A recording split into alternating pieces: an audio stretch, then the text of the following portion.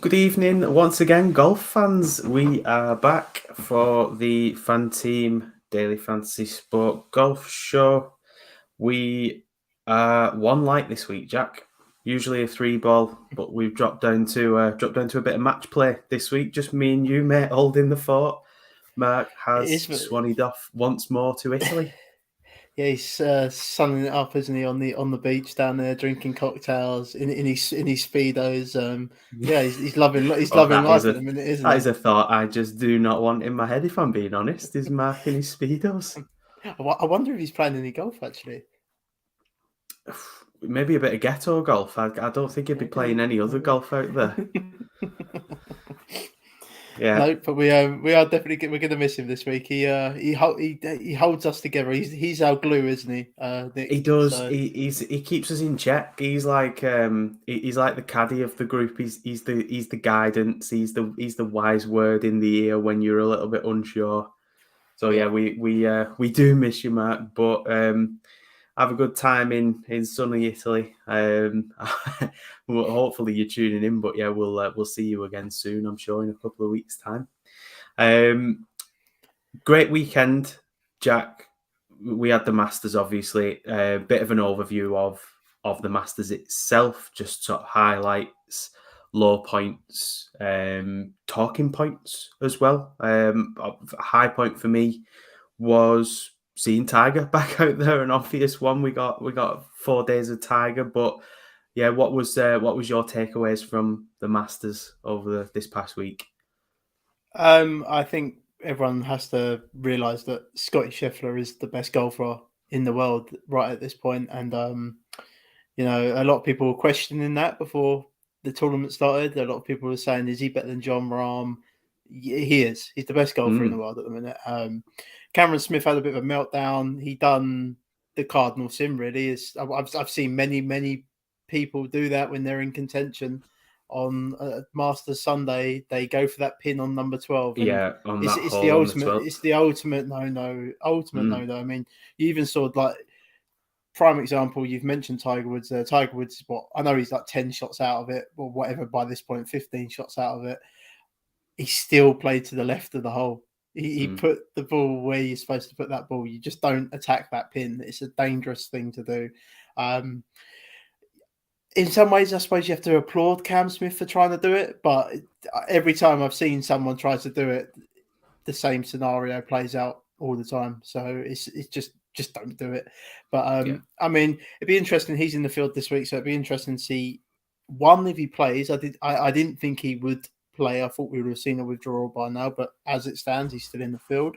And if he does play, how he rebounds. Course should set up quite nice for him this week, but we'll get into that in a bit. But my highlight of the week was Tiger Woods. Tiger Woods is, I've played golf since I was 10 years old. Tiger Woods is my golfing hero. What he done was remarkable. I think we saw a bit of fatigue at the weekend, definitely. But him just making the cut and watching Tiger play 4 rounds of golf in itself was just remarkable, and it's great to see. I don't know when we're going to see him again. I don't think we're going to see him at the PGA Championship, unfortunately. He has won there before at that location and where that tournament's being held this year, but I think we'll see him at St Andrews, and he kind of confirmed that anyway with his interview after, so I think that's where we're going to see him next. Yeah, he did. I think he did confirm that he will be at St Andrews, and he said he's everything else at this stage is up in the air. It would be nice to maybe see him, like you said, Jack. I don't think we'll see him at the PGA, but maybe at the US Open, we'll see.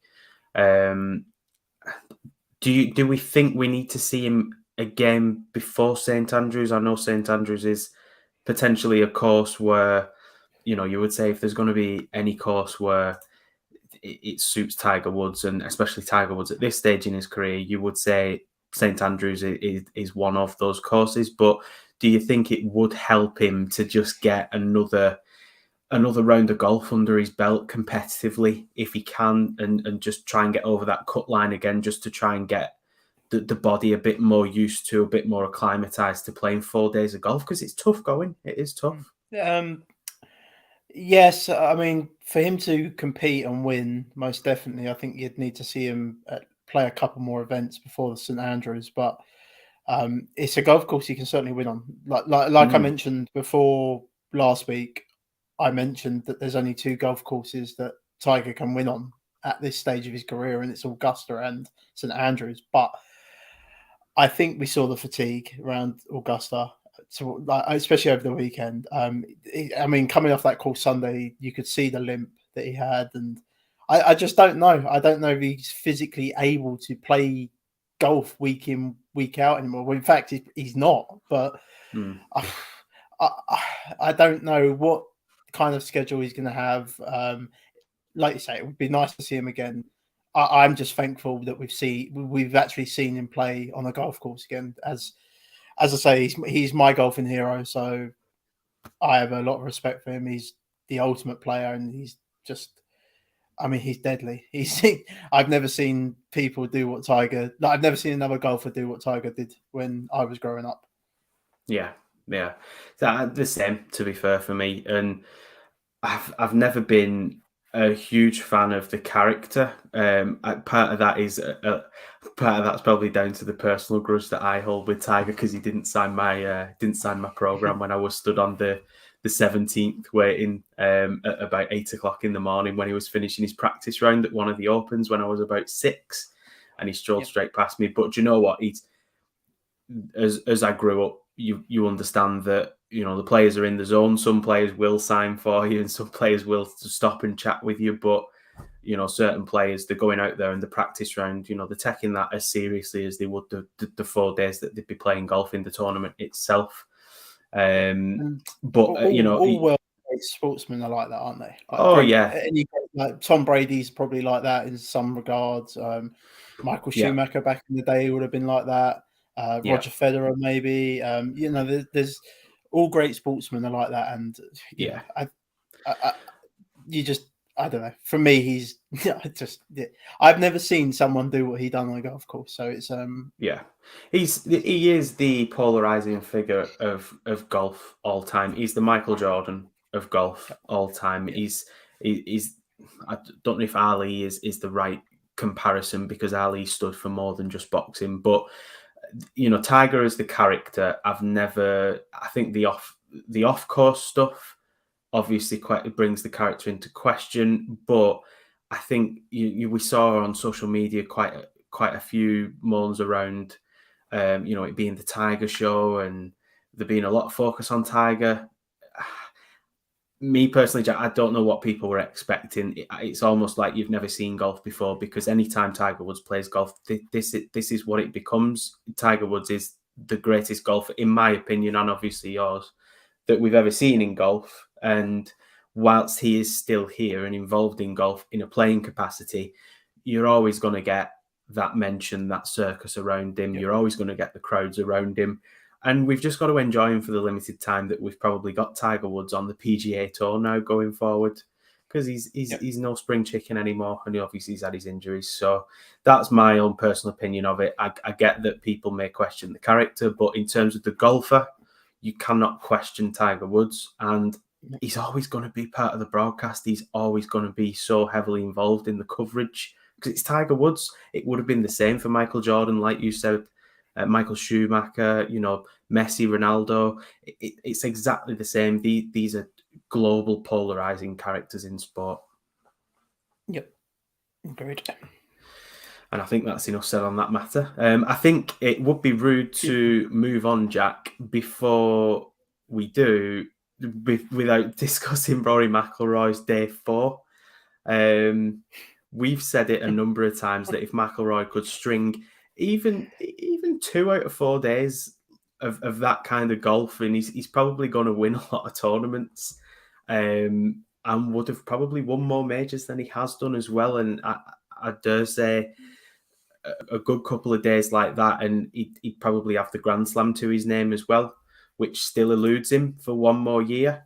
But what a great last day we had out of Rory McIlroy, and that moment on the 18th where he chips in from the bunker and Morikawa goes and does exactly the same thing, and they're both spurring each other on. That'll probably stay with me for quite a long time. That as a golf fan, I don't think there's any other sport on the planet where you see that kind of. You've got two competitors there, and they have two unbelievable moments on the same hole. You rarely ever see that where two golfers will chip in from the bunker on the same hole. Sometimes not even the same round, let alone the same hole. But unbelievable to see. But yeah, what's your views on Rory from the week? If he plays like he does, well, most Sundays, he wins pretty much every tournament he enters. And I think you're talking, if Rory can play golf for 4 days, I think you're talking about Rory in the same context that you talk about Tiger Woods. But the fact of the matter is, he doesn't. There's just always that one blow up round there. And I mean, his round on Sunday was amazing. It was too late. It was way too late to do what he done. But it was an amazing round nonetheless. And it got me excited. He did get me excited playing on that Sunday. I've got to admit. I knew I didn't think, I never ever thought he could win. But he did get me excited. And as you've mentioned with the Morikawa, with the chip in, I just you it's very rarely that you'll see a sport other than golf where you've got rivals celebrating things like that, because that's what they are. They're both competing against each other at the end of the day. So it's very rare to see that, and it brought the best out in golf. And then when Morikawa went and done it as well, it was just amazing, really. But yeah, Rory, if he could play for 4 days, would be the best golfer on the planet, and you talk of him in the same context that you talk about Tiger Woods. Yeah, I agree completely, and it is a shame that we don't get that consistency from him, because I think on his day he is the best golfer on the tour. But we just don't get day 4 across all 4 days, sadly, which would be an absolute marvel to see if that did happen. But I think he can take away a lot from that 4th day, and hopefully we see him back amongst the winners in the majors at some point this season. We will see. I think he can win a major. Just before we do move on, seeing what I saw Sunday made me believe that he can win a major again. I mean, he hasn't won one in 8 years. 8 years is a long time for Rory McIlroy not to have won a major. I don't think he will ever. I mentioned it last week. I don't think he will ever win the Masters. I just think he's cursed. It sounds stupid, but he had his chance, and I've seen other golfers that have had their chance around there. Greg Norman being a prime example, and never ever winning it. Yeah. One thing that I took away from it, which it's nothing to do with the actual golf that we saw over the 4 days itself, but it's just a heartwarming thing to watch, was to actually kick off the Masters, and you get the same thing every year. But Jack Nicklaus, Gary Player, and Tom Watson basically kick off the week, and just seeing Jack Nicklaus out there. I mean, what is he now? He's in his 80s, isn't he? And but struggling to even walk to the tee, but still gets his club out, still hits his ball as far as he can. And like the commentator said, I think he said as he put the ball down, "I'm not sure how far this is going to go." And the commentator said something along the lines of, "Wherever it goes, Jack, is good enough for us. Just do your best." And do you know what? And I, as someone that was new to playing golf last year, anyone that is thinking about playing golf, just urge you to go and get yourself a set of clubs, even if it's just a starter set. You're never too old to learn this game. It's such a good game. You and me, Jack, you're a better golfer than I am, but we're always just sort of striving to become better and learn new things in the sport. And just if you want any motivation to go and start playing golf, just watch them 3 men greats of the game, kick it off with the drives. You know, it is a game for anyone. And I just wanted to say that before we move on, because in this limited time where I've been playing golf since last year, it's just been an unbelievable experience for me. It's something that you can really look forward to, and it's something that helps you mentally as well, which is always a positive. The season game, Jack, we made some more progress, made some more ground on the opposition. I know you personally are up there you're currently occupying top spot, but the actual season team, I think we started the week, was it in the 400s, and we've moved up into 360-ish, I think. So we're making some good steady progress, but we've moved up a little bit. So yeah, we've moved up about 80 spaces this week. Not as many as we have been, but it's still quite a lot. Now we rolled our transfer last week, didn't we? So this week we've only got 5 starters. So we've got Jordan Spieth, Webb Simpson, Corey Connors, Hudson Swafford, and Graham McDowell on our bench there. So we're going to have to bring someone in, but technically we don't have to. I think you can get away with 5, but I'm not confident that the 5 that we've got would make the cut. Like they would all make the cut. Sorry. So I think we would need to make a change this week, and the problem is we don't have a lot of. There's 2 things here, so I'm going to start it off with the negative. The problem is we've only got 3 confirmed for the Mexico Open, which is Abraham Answer, Carlos Ortiz, and John Ram at the minute. The good thing is that next week is the Zurich Open. There's anyone that's new to golf. The Zurich Open is a pairs event.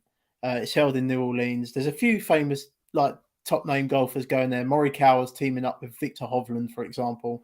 It doesn't always attract the best players. I believe Cameron Smith's going to go back there again because he won it last year with Mark Leishman. It is just a pairs event. They play better ball. It's quite a good event. If you've never seen it, watch it. It's quite good fun. But the good thing for the season team is the field for the Mexico Open will get announced on the Friday of that Zurich Open event. So we will have the whole field before we have to make any changes. So in regards to our season team, we've got 2 changes we could make this week if we wanted to. I don't think we did. We do anyway. I think we make 1 change this week, get the 6 for the week, and then we'll roll 2 over to the Mexico Open and see what happens. Normally, the Mexico Open is quite a good field as well, so you get a lot of top name players going there. Like I say, John Ram's already committed. Dustin Johnson's played that tournament a few times and won it. You'll get a lot of big names going there anyway. I really wouldn't worry about it. It's not what you're going to have like what we had with the Corrales. It's not that sort of event. You're going to get a lot of big name golfers that go there, and you will get the field on the Friday at the Zurich Open. So we've got the week. Don't panic about it. I don't recommend using a wild card there either now. Just try and roll the transfers as much as you can. And most importantly, do not make any changes until Thursday morning before the start of a golf event. There is no need to in this game because there's no price changes throughout the whole tournament. You do not need to be making changes on a Monday. I've seen it a couple of times. I've had people come to me say they've made a change on a Monday, and then that person, Abraham Answer being the prime example, has withdrawn. You don't need to make changes that early. I really want to get that point across. Just do it. I know we all lead very busy lives. If you have to do it Wednesday evening, that's fine. Leave it till Wednesday evening. That would be the earliest I do it, Wednesday evening. Do not we're going to talk about a player or 2 that we maybe like and maybe thinking about bringing in shortly for this season-long game. But we are not making that change live on this pod tonight. I will go away as a group of 3, agree on a player, and then we'll message each other probably Thursday morning, Nick, and say, let's make the change. That is what we do. So I can't stress that enough. Do not make the change until you have to. In regards to who we bring in, it's hard, isn't it? We've got a few million in the bank, I believe, on this team, or 1.5 million, something like that. So I don't really want to take Rory out because Rory's going to play the PGA Championship and play a couple of events down the line. And we're definitely not taking Scotty out. No, we're definitely not taking Scotty Scheffler. If you've not, again, go to the FanTeam blog. It's on the featured post there. Go to the tracker for the season on golf. It's up to date as much as it can be with field wise. Scotty Scheffler is actually confirmed in a lot of fields at the minute. Sorry, down the line, and he's actually got a really nice schedule. I really like the look of it. I really recommend just holding him if you can. I think for this team, I've got a funny feeling Jonathan Vegas will play the Mexico Open because he's from South America himself. So that would be sort of relatively local for him. So I think he will play it. I just think we move on for Ryan Armour or Smotherman here. And sorry, Mark, I think it's time to boot Smotherman out. And then we'll try and get someone about the 8 million mark, I suppose, isn't it, Nick? Well, my thoughts on it as I'm just seeing if this is possible before I go even suggesting it. No, it is possible, but it means moving on from Johnny Vegas. And my thoughts on it was I like what you just said there, Jack, about having Vegas in because he will be more than likely playing the Mexico Open, though he didn't last year, I don't think, looking on the tracker, but will likely play it. I think we've got two options, and this is what I think we need to obviously discuss with Mark. But my thoughts would be if we did move on from, Smotherman or Armour, not opposed to that, and I think we move up into the sort of mid to high eights then, and it brings in the likes of, I don't know, potentially Kevin Kisner, who is going to play. He's confirmed for, obviously, the PGA will be playing. He's confirmed for Charles Schwab, playing this week, likely to play next week. So that's an option there. The other option, I think, is if we don't take out Smotherman or Armour, is to replace Vegas and use that 1.4 that we've got to upgrade Vegas to Shane Lowry, who I don't hate that at all. Who's actually one of my favourite picks for this week in and of himself. And I think he's going to play Mexico. He's obviously going to play the PGA. So we're going to get minimum 3 events out of him for the next 5 weeks. And he's just playing fantastic golf. And I think it gives us a more conventional build than within our team of having, I suppose we'd have 4 of your top price guys with Spieth, McIlroy, Simpson and Scheffler, and then you've got Connors and Lowry propping it up with a fairly budget bench, but no one above 8.2. So I think when we were building a lot of these teams prior to the season-long starting, a lot of the conventional builds that we had was quite a cheap bench that does play a lot of golf, which we would still have. But yeah, I think those are our 2 options this week. Is either we bin Vegas, we move on from him and upgrade to Shane Lowry, still give us a little bit of budget to change elsewhere leading into the PGA, or like you said, we get rid of Smotherman or Armour, and we look at someone around the 8.5 to high 8s range, which opens up the likes of Kevin Kisner or Maverick McNeely, someone like that. Yeah, no, I like the idea of bringing Lowry in. I actually think he'll win this tournament this week. We'll get onto it in a bit, but he's my favourite for the week, and I don't mind that at all. Moving on from Vegas, and it's one of them 3 down there anyway. I just thought Vegas may have played the Mexico Open. Again, he's not confirmed into it. If you guys are really, I've seen a lot of people panic about that Mexico Open.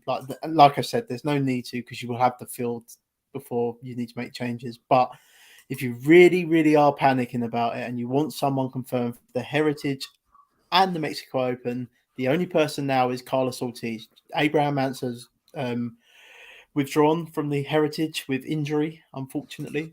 So Carlos Ortiz is your only option. I don't advise bringing him in. I don't think it's a very good move at all. I think he's got a high potential of missing the cut here, for example. So I don't think it's a good move. But if you're desperate and you really that's what you want to do, go ahead and do it. It's but that's the only way. That's the only play you've got for the next two, definitely at this stage at the minute. I think as well, if we did bring in Lowry for Vegas, which I'm sure Mark will actually like that move as well, because I know he's a big Lowry fan. I think he actually backed him for the Masters. I think if we bring Lowry in, despite being one of the cheaper players in the lineup, I think we captain Lowry if we bring him in this week. Yeah, no, I agree.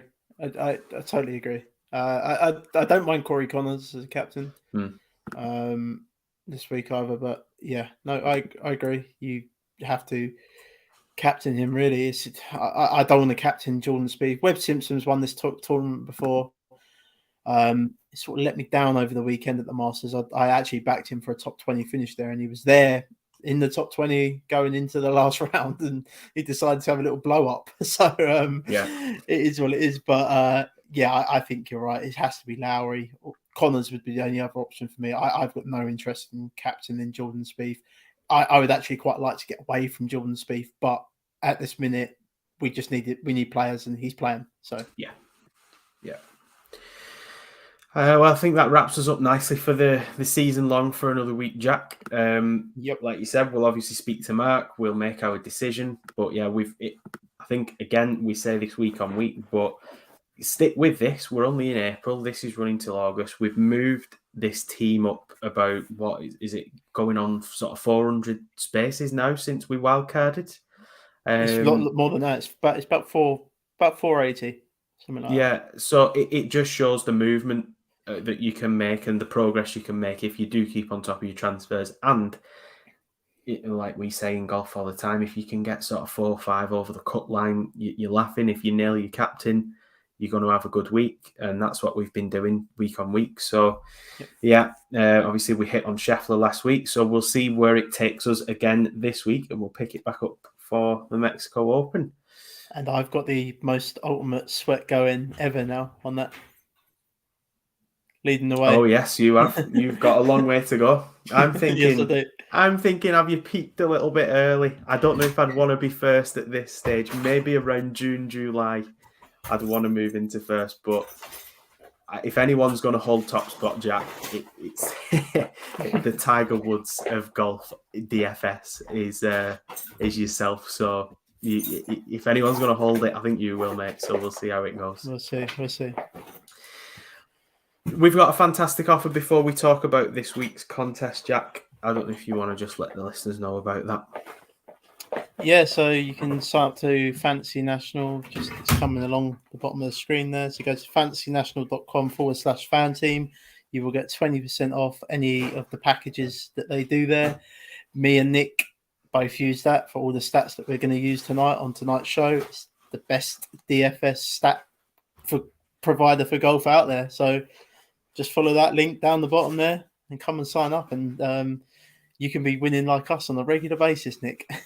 Yes, and for anyone that isn't watching this back and is actually listening, that is fantasynational.com/FanTeam, and that gets you 20% off when you join. Fantastic tool. We use it week on week. We talk about our model.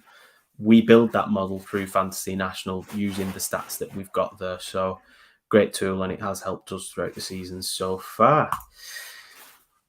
Right, moving on then, main event, Jack.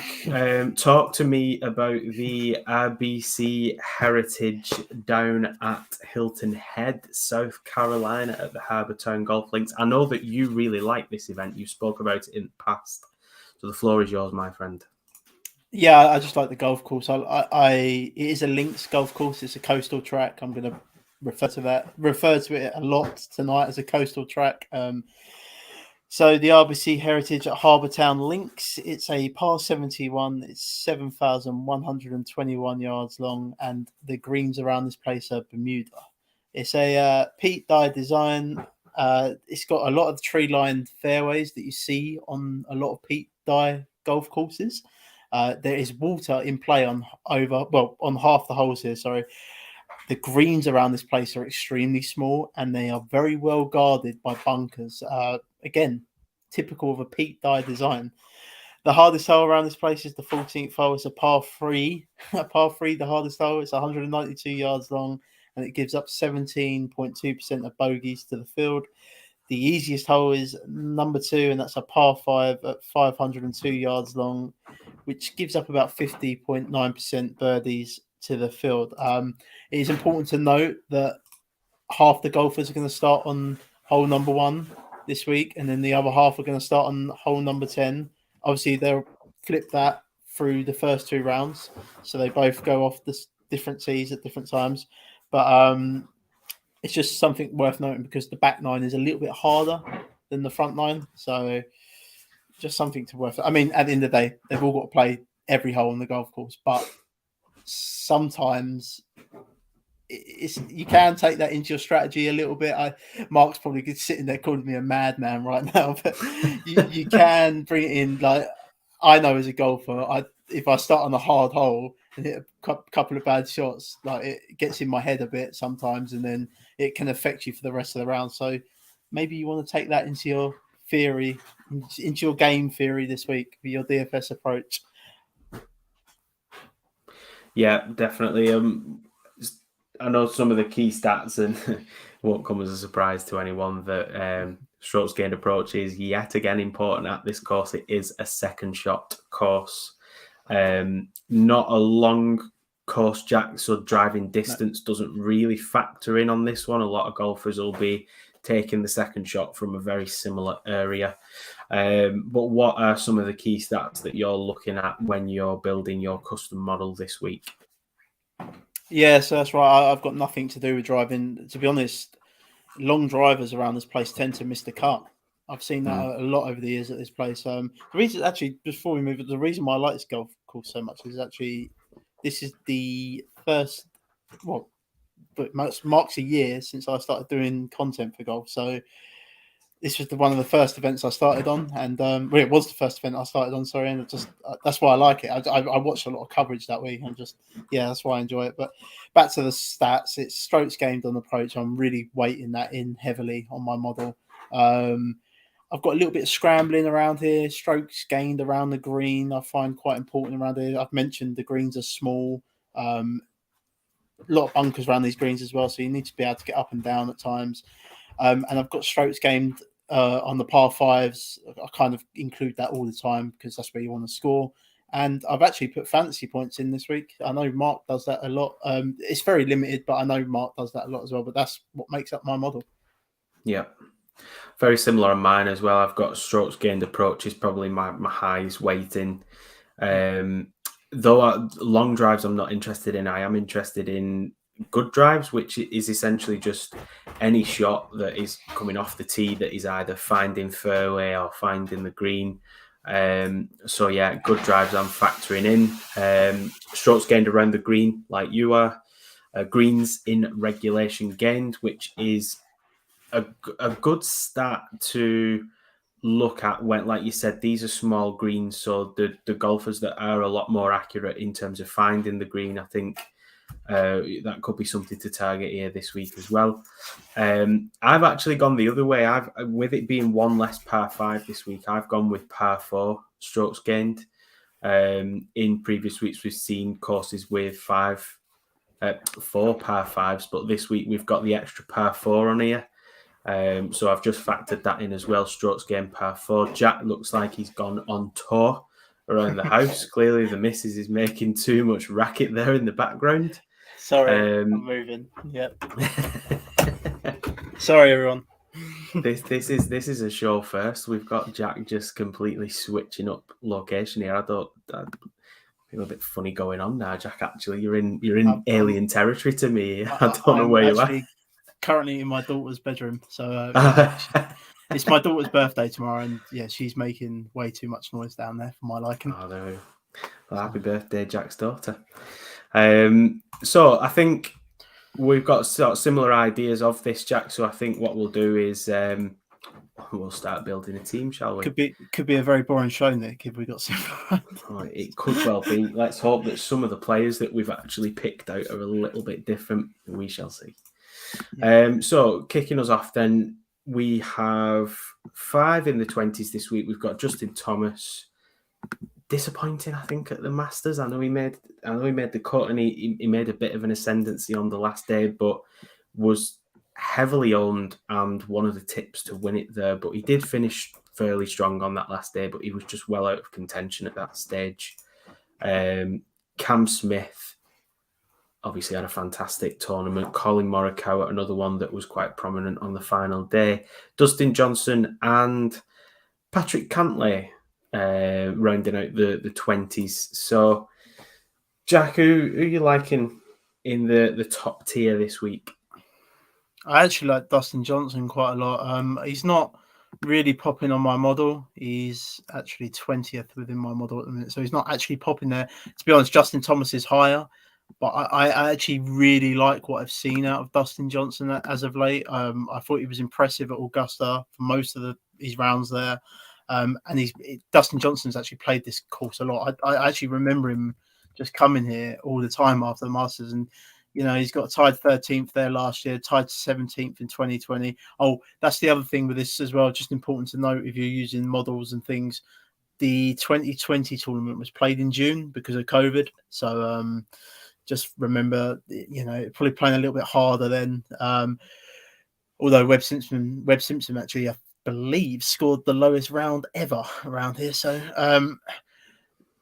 he was tied 28th in 2019, Dustin Johnson, and tied 16th in 2018. So it's clearly a place he likes. I mean, he's one of the world's top golfers, and for him to keep coming back here year in and year out, it's clearly a place that he enjoys coming to. I like what I've been seeing out of him as of late. Like I say, he's not massively popping on my model over the last 24 rounds, but he ranks 7th in strokes gained on par 5.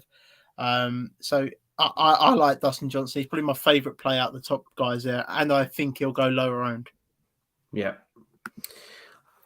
Colin Morikawa is a like for me. One thing I didn't mention what I've done is, and we tend to do this every week, Jack, don't we? But we select the putting surface as Bermuda, just because certain golfers like putting on different surfaces and put better on some surfaces than others. So I've selected Bermuda, but I've also narrowed this down as well to sort of stats around Pete Dye courses, because some golfers just really love Pete Dye courses. One I'm sure we'll come to. Yeah, and I am completely unprepared because I have not got the soundbite ready. Disappointed. So disappointing, and I know Mark will be as well. But for me, Patrick Cantlay, for similar kind of reasons to what you mentioned there, Jack, I think he will go lower owned in this field because I think a lot of people will gravitate to Morikawa. Cameron Smith, I think, will be highly owned, and Justin Thomas. But Cantlay, I think, will go quietly under the radar a little bit here, and he does gain a lot of strokes around the green. He's ranked 2nd in par 4 scoring, which is in my model this week. He consistently gains strokes putting, and because they are smaller greens, I think, though I don't tend to look at strokes gained putting, I think on smaller greens it can be an advantage. You don't want people that are going out there 3-putting. He did miss the cut on the last I mean, oh my God. Do you know what? I before we do get back to it, I've got a friend at work today was telling me about he had done Scotty Scheffler to win by 4. Yep. So he goes to bed when Scotty Scheffler birdies the 17th, I think it was. Yep. And he is thinking, well, that's in. Wakes up in the middle of the night, checks it, and he's like, what has gone on there? Finds out that Scotty Scheffler had basically been playing ghetto golf on the 18th. So what a nightmare for him. But yeah, going back to Cantlay, he did miss the cut here last year, but he has had 3 top 10s in the past as well. So yeah, it's just one of them players, Cantlay. I think we don't forget it, but earlier on in the season, he was like, he's just so strong across every sort of stat. The weakest stat in my metric is his good drives, which it's not a really important one for me this week. But, even in that, he's still fairly consistent. He just pops across the whole thing for me. His approach play is fantastic, really good irons player. So Patrick Cantlay, I like this week. But I think the play that we both really like is just outside the 20s, and I think that's Shane Lowry. But why do you like Shane Lowry this week, Jack? Probably because he's number one in my model. Yeah. I don't know if he's number one in yours, but he ranks fifth in this field on straights gained on approach over the last 24 rounds. He's fifth in scrambling. Like I said, I think you have to be pretty good with the scrambling around this place. And I thought he was amazing at Augusta. It's just a shame. Again, much like Rory, I think he left it a little bit too late to try and come back. He's got good course history around it. Tied ninth as well, 2021. Tied third in 2019. There's a miscut in between the two, but just a fantastic iron player, and he's my favourite to win this week. I've backed him to win already, so I'm definitely going with Shane Lowry. Yeah, much the same for myself. Great. He's just in such a good run of form at the moment, and like you said, he's just striking his irons really well. He finished strongly at Augusta. He's got good course history here as well. By far my favourite player this week, and he isn't actually top in my model. He's ranked as low as 14th, believe it or not, but I think that is because of he ranks lower on strokes gained approach. Again, I have narrowed this down to the last 24 rounds, and he did lose strokes at the Houston Open and Mayakoba, which they were at the back end of last year anyway. This year, he's been fantastic on his approach. In fact, every aspect of his game has been fantastic. Even when he's lost strokes, he's not drastically lost strokes. It's literally been just over the edge. But yeah, I really like Lowry this week as well. And like I said, the course history backs him up as well. He's had in the last 3 years a miscut in 2020, but either side of that, a tied third and a tied ninth. I just think he's in such a good run of form at the moment. He's not someone I'll be missing out of lineups, and I'll have plenty captain Shane Lowry this week as well. Below Shane Lowry, we've got Matt Fitzpatrick. I think he probably will have a chunk of ownership this week as well, Fitzpatrick. I think you're playing for the higher ceiling. Corey Connors, Daniel Berger, Sung Jae Im, Joaquin Niemann, Jordan Spieth, Russell Henley, Webb Simpson, the petulant Tyrrell Hatton, Billy Ho, and Harold Varner down there as well. We never really covered the Tyrrell Hatton story. Yeah, I don't even really want to say anything about it, to be honest. I thought it was pathetic what he said.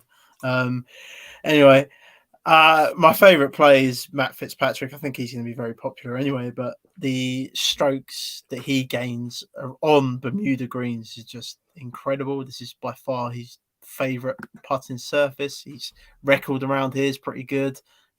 There's 2 top 20s there and a tied fourth as well last year.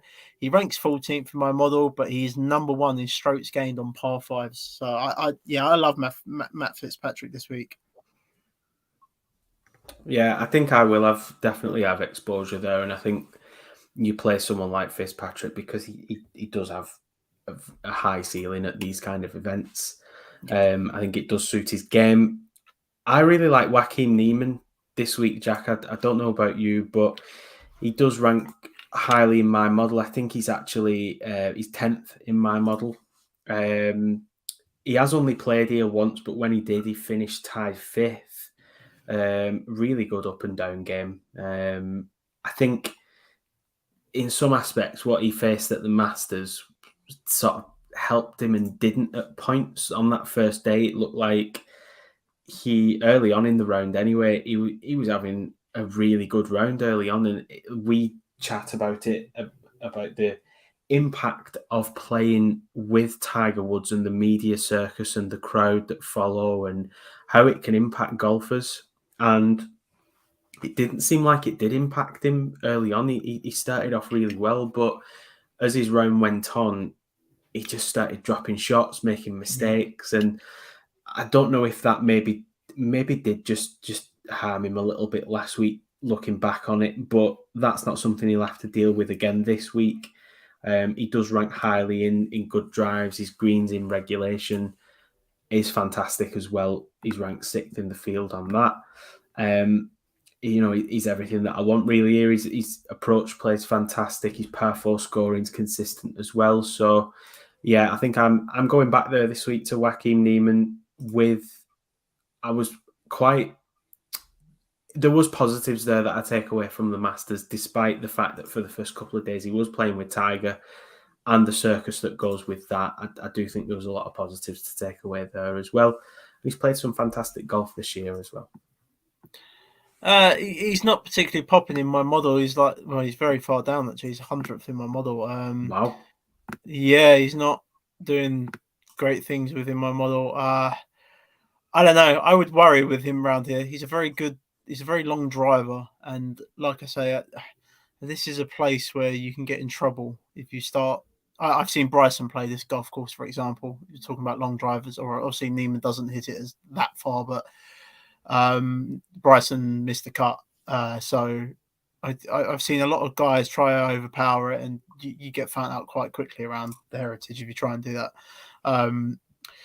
So no, he's not highly in my model. That might be. This is also not a great putting surface for Joaquin Niemann. Prefers bent grass, so this is not a great surface for him. Like you, I was impressed with how he dealt with the Tiger circus. It seemed to affect Mr. Oosthuizen more than it did Niemann. But no, to be honest, he's not in my player pool this week, Joaquin Niemann. Interesting. Especially because of I was just going to say, because of the drives as well. I know he's he's decent with his driver distance wise, but DJ is as well. And I get the putting surface, and that is actually a facet of his game where if he does drop strokes, it does tend to be with his putting. No shot at the 2 tournaments he's done really well at, which were Farmers and Genesis. They were 2 tournaments where he did actually gain strokes with his putting. So I think if he has a average to good week with his putter, I think he's going to be right up there. Because every other aspect of his game is pretty fantastic, really, throughout the whole of this season. So yeah, we'll see on that with Niemann. But yeah, he does rank highly in my model. There's a couple others that do in mine. Like Corey Connors is one that I will have a lot of shares in this week. I thought again was decent. I thought it was amazing at the Masters. I thought he played very well there. I think Daniel Berger again is popping yet again in my model, and I avoided him last week, and when he made the cut, wasn't particularly great. Finished dead last, but after making the cut, sorry, but.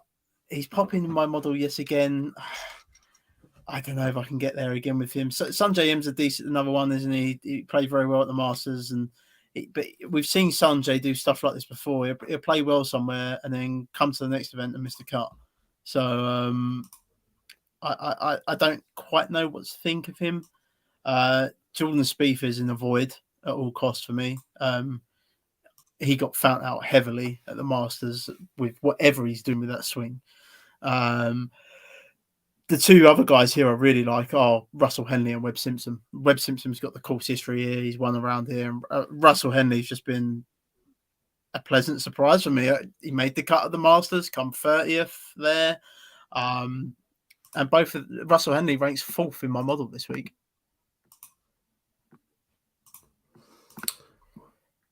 He ranks. I've got Webb Simpson quite high in mine. Webb Simpson actually comes out 3rd. I'm just don't know with second Webb. In the Henley is 2nd in the field for me with strokes gained on approach over the last 24 rounds. I don't know if he's maybe coming out a little bit lower in mine because of the fact. Have you narrowed it down on the Bermuda Greens, Yeah, I I have. assume you have, Jack. Yeah, I don't know if it's the fact that I've thrown the Pete Dye in there as well. It might be that, and you've got the I don't really take that into equation into my model as much because it's very hit or miss. Like I only really know of one player that loves playing on Pete Dye golf courses, and that is Siwoo Kim. So it's not something I really include in my model. And like you've got driving accuracy in yours as well, haven't you? I don't have that within my model this week. Yeah. On the overall, he does rank second in the field on his approach. So yeah, I don't hate Russell Henley. He's not low in my model, but he's just I've just not got him as high. He's around 26th, I think, in mine. I think that covers us off on page 1. There's quite a few we've spoken about there, so there's definitely some lineups we can build. Page 2, I really like page 2. I've wrote down about 8 names on page 2 that I actually really liked. Kicking off right at the top of the list with Siwoo, which I had him down because I know he does love Pete Dye courses. He's ranked 15th on approach for me as well. But there's quite a few names at the top of this list that I really like, Jack. I liked Alex Noren, Varner, which was actually at the bottom of page 1. I have Chris Kirk as well, who we've not seen since, I think, the Valero. Yeah. And a couple of the names at the bottom, likes of Hoagie and Streelman. But of page 2, I think you can build a really balanced lineup from these on page 2 here. But who is it that you like on page 2? Yeah, I like Chris Kirk. I mean, he had tied 7th, I think, here last year, from the top of my head. Yeah, he did. Yeah. Yeah, so he was tied 7th last year. He's statting out quite nicely for me this week within the model. He's 10th. Strokes gained around the green. He's 4th in as well. He's 3rd in the strokes gained on par 5. So he's sitting there quite nicely in my model for this week. But my favourite play on this page is I'm with you as well, by the way. I like a lot of the players on this page. So I'll just give players that are in my pool out. So Siwoo's in my pool. Alex Noren's in my pool. Chris Kirk, Kevin Na. I really like Kevin Na. I was on really heavily tipping him up over the weekend on showdowns for the Masters. Played excellent at the Masters. Mito Pereira's in my pool. Matt Kuchar. And there's the player that I'm going to say I absolutely love this week. It's Adam Hadwin. He ranks 7th within my model. I love Adam Hadwin here. And I think he's going to be popular. He was 4th at the Valero a couple of weeks back now. Didn't play the Masters. I also think you have to take a bit of that into your formula this week as well. Like there's certain guys that looked fatigued by the end of the Masters. Obviously, we know Tiger. It was one. I know he's not in this field this week, but you just have to take that into consideration as well. I believe, and try and get some of these guys that have not played for a couple of weeks. And it's I say Adam Hadwin. He ranks 7th within my model. I absolutely love him. The only disappointing thing for him really is the course history here. He's not really popped. He missed the cut last year, and before that, he just made the cut, but was basically pretty much last in the field. But I don't think he was the golfer that he is now. And for me, I think he's got the game to get, again, another person I've backed to win. So he's got the game to get it done around this place. Yeah, I like Adam Hadwin. He's up there on mine as well. Just going back to Noren, because I know that you mentioned him as well, Jack, but he's having such a good year, Alex Noren. When you look, since the American Express, I was looking at where he dropped or gained strokes in his game, and he's barely dropped strokes anywhere since the American Express. Like across the board, it's a sea of green. There's the odd time where he might have dropped on his, like I know at the Valspar he dropped a stroke on his approach. He dropped just under a stroke off the tee at Genesis. Even his putting has been quite consistent, and he's been able to string out some good finishes. He was 6th at the Phoenix, 5th at Honda, 12th at Valspar. He was 26th at the Players, which wasn't a great event anyway, weather-wise. But he's quietly had a really, really strong season so far, Alex Noren, and he ranks quite highly on my model this week.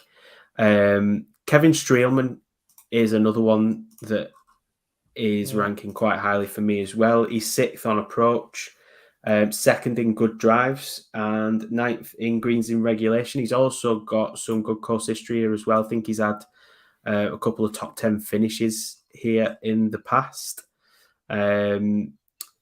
Granted, it was a couple of years back now, but he had a tied 6th, a tied 7th in 2019 and 2018.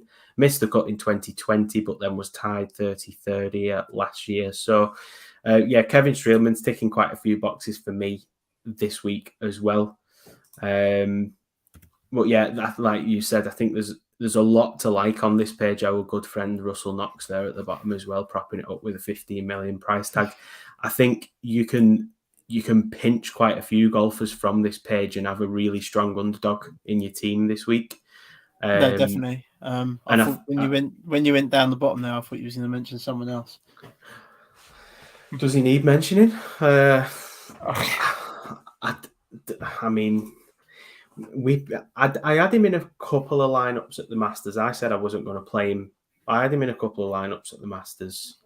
He was terrible.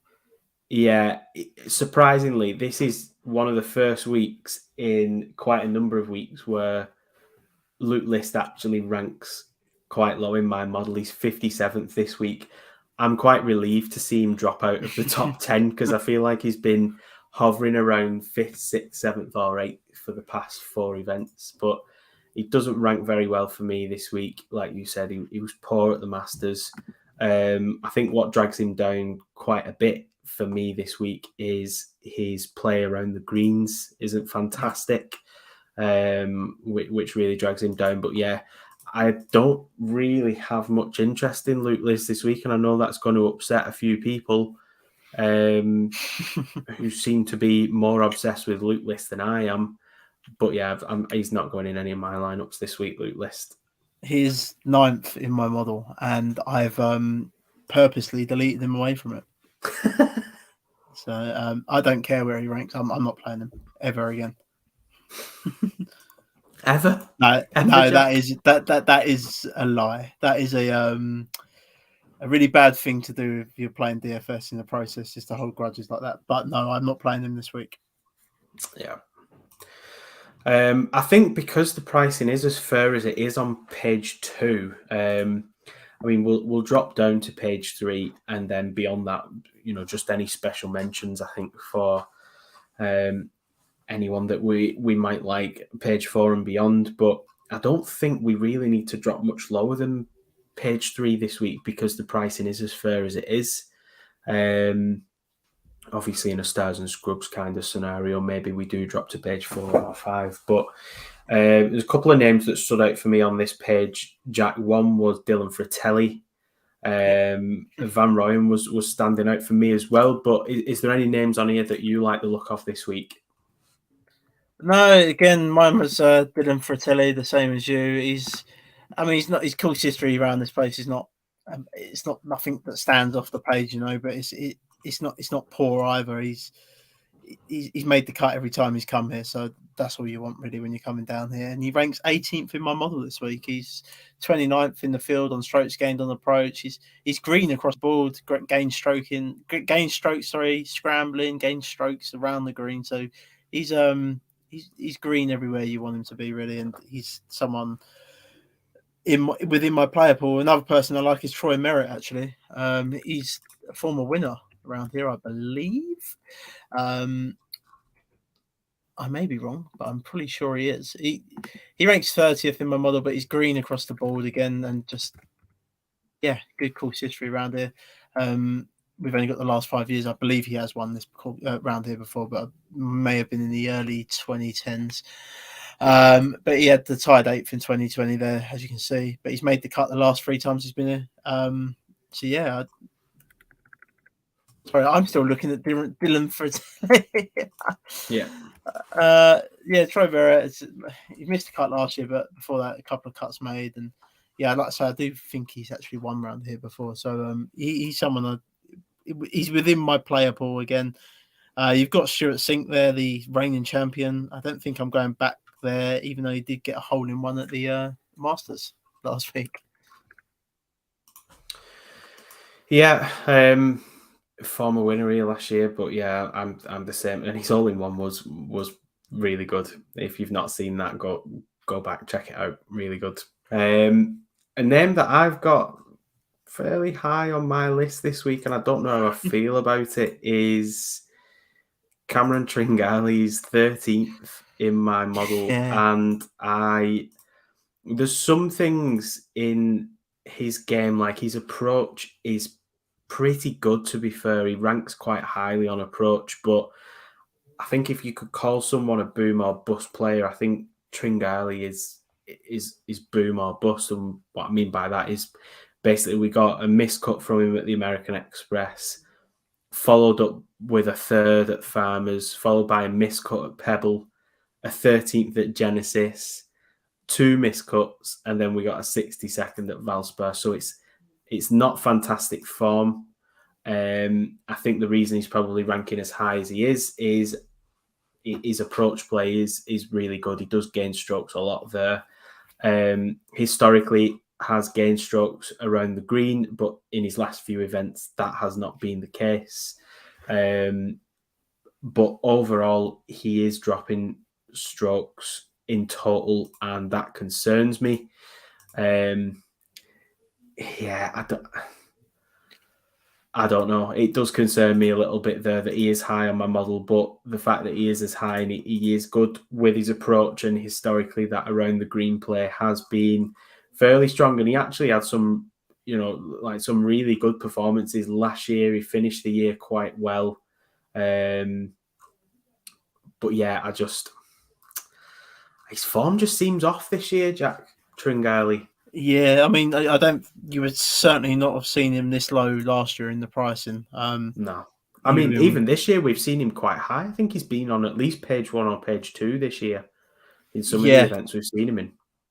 Definitely. I mean, again, he's someone that's not popping in my model, but he's 33rd within my model. It's not massively popping, but I mean, that might be what's doing it. The strokes gained on the par fives is just, he's awful. He's red. So losing strokes on par fives, and that's probably what's killing him in the competitions at the minute. So yeah, I would find I've actually really, really limited my player pool this week, to about 15 players. And there's another one there just above Tringale who's in my player pool, Charles Howell the third. I quite like Charles Howell the third round here. He's, again, course history not amazing. Did have a tied 18th last year, but he's 35th in my model. But it's the strokes gained around the green that he's doing quite nicely, and he's 10th within the field on that. I mean, when you're getting down to this stage, you're going to be talking in like the 30-40 range anyway. So I just like what I've seen out of Charles Howell the third, and again another one that's been a bit high this year at times, and did have a fourth at the Valero Texas Open last time out. Yeah. There's one name beyond this, well, 2 names beyond this page, Jack, that coming out fairly high in my model. I say fairly high. One is coming out second. And God. It's I can't believe I've got someone on page 4 coming out second, but it's Doug Gim. He's coming out 6th on approach, 6th on good drives, 4th on greens in regulation, 11th on par 4 scoring. He's ticking the boxes on the metric, but then when I look at he's actually, when you do a little bit of a deep dive, even though he missed the cut at Arnold Palmer and he missed the cut at the Valero, he did gain strokes on his approach. Was pretty good around the green, and his tee to green was good as well. That's a stat that we've not really spoke about tonight, but I think here, because for anyone that is fairly new to this or is the first time that you may be listening or watching, tee to green, basically we don't speak about it too often, but we have spoke about it in the past, and it's basically an accumulation of all strokes gained from the tee, but nothing to do with putting. So it's everything up to the point of putting. It factors all that in. And that is an area of his game where he's been pretty strong this year, especially at the Players. He gained 8 strokes, tee to green at the Players. But I don't know why he's coming out second in my model. That is frightening. I maybe need to look at this a little bit more. But yeah, Doug Gims right up there, and Joel Diamond was the other one that he came out. I think he was around sort of 30th, 32nd. But yeah, beyond that, I think because of the pricing that we've got this week, I don't think we really need to drop any lower than page 3 at most. I don't think we really need to sniff in the waters of page 4. But is there anyone at all, Jack, before we do start building these teams? I mean, there's a couple of guys down there. Satoshi Kodaira is a former winner. He's on like page 5, I think. He's a former winner around here. If you want to play that narrative, he's not been particularly great this year, but this course does remind me a bit of Pebble Beach. It's short. Again, it's a coastal track. He's got the course history around here, like with the win, like I said before. But he's coming off multiple miscuts, but he did make the cut at Pebble Beach. So if you want to bring that, if you really want to get weird, I don't mind something like that. Yeah. I think then, Jack, we'll start building some lineups and see how we get on. I think certainly I'm interested in a balanced lineup, maybe focusing on some of those players on page 2. I think we'll kick off with the stars and scrubs. We'll try and get a couple of these top guys in maybe. So I know that you like Dustin Johnson, so I'll pop him in. Yep. I like Patrick Cantlay, so I'm going to put him in. East Coast. I don't want to hear it. Where is this? Strokes gained coastal was missing. This week was promised. I was very busy. I will bring it out this week, definitely. Which leaves us with 59. So across the 4, we are just shy of 15, which this should be quite an easy build, to be fair. I think we could probably go down to page 3, pick an underdog from page 3, and then work our way back up again. Did we just put Fratelli? We both like Fratelli, we both like Fratelli at 14.8. I'm tempted to go with another one off this page as well. I know that you mentioned Troy Merritt, Jack, so we'll throw Troy Merritt in at 14.6, which basically gives us 15 across 2 players. So we've got a couple of names at the bottom of the list here. Yeah, we've definitely got one at the list there. Yeah, we have. I don't know if we can maybe drop down a little bit here. And what I was thinking is, I was going to say you could have. I did quite like Kevin Streelman as well, so you could have gone Kevin Streelman and Russell Knox. Well, I was thinking Kevin Streelman, but then when I saw Hadwin was 0.2 above, I thought we could maybe throw in Hadwin and drop Merritt down to maybe a Van Rooyen or a Charles Howell. I think I would prefer to go to Charles Howell.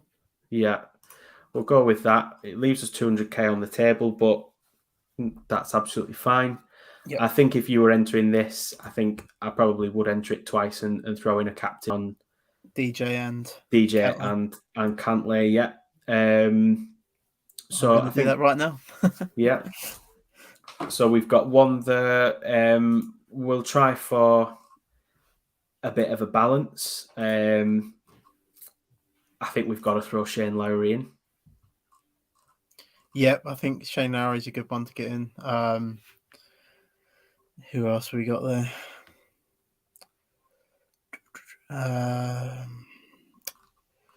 Lowry, maybe Fitzpatrick as well. Yeah, we'll throw Fitz in, and then go to page 2. Yeah. Kirk, we both like Kirk. Yeah. Russell Knox, we'll go down a little bit in the price. Yeah. And then what we got left there? Just above 15. Just above 15. So we could go Hadwin again. I mean, we could go Hadwin and Streelman, to be fair, again, and that uses up the whole budget. Yeah, I like that. Yeah, I quite like that because that's quite a good pick there as well. I'd enter it twice and captain Lowry and Fitzpatrick. Yeah, I would do exactly the same with that. I'm interested to see what a lineup looks like if we build from. Because I like Alex Noren this week. Yeah. I think we both said Siwoo because of Pete Dye player. Yep. Chris Kirk we both liked, which gives us quite a bit of budget really to, I think if we go back up, maybe just have one. We both really, really like Shane Lowry. So if we throw Shane Lowry in, we could literally just fill our boots again on page 2 here. You like Mito, didn't you? That was another name that you'd mentioned. Yeah, I don't think I'd put him in a balance build though. I think Mito would be someone that goes into a bit more of a dangerous build. I think. I don't think I really like Kevin Na. Kevin Na, which means we can go up to Kokrak or Tom Hoagie was one on my list. No, he's not on my list at all, Tom Hoagie. I didn't really like Tom Hoagie this week. This course actually sets up really nicely for Brian Harman. I don't actually know what his course record is like around here. I'll just get it up now. But okay, it's not bad. It's not bad at all. This course sets up nicely for him. He's not a massive driver of the ball. Very good iron player. So this course would set up nicely for him. Yeah, I'm not against that either. He's 32 in my model, and he comes out quite high on par 4 scoring as well, which is something I've factored in this week. So, I mean, that's a nice really lineup. Good lineup. Yeah, Kevin Now's an underdog with. You've got some really informed golfers there in Kirk and Noren, and again, I think we captain Lowry in there.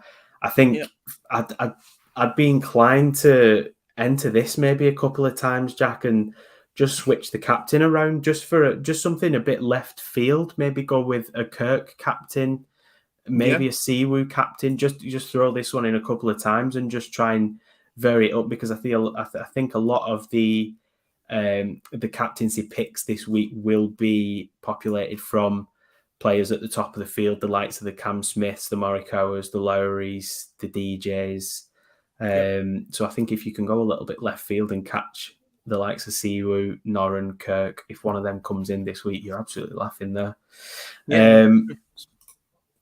So yeah, that's our lineups again for another week. I don't know how the pod lineups actually did last week. I think what we need to start doing is when we're entering them in is actually putting pod lineup, just so, because I don't know about you, but last week I entered quite a few lineups and I think I broke even, but I just lost track of what lineup was what in the end.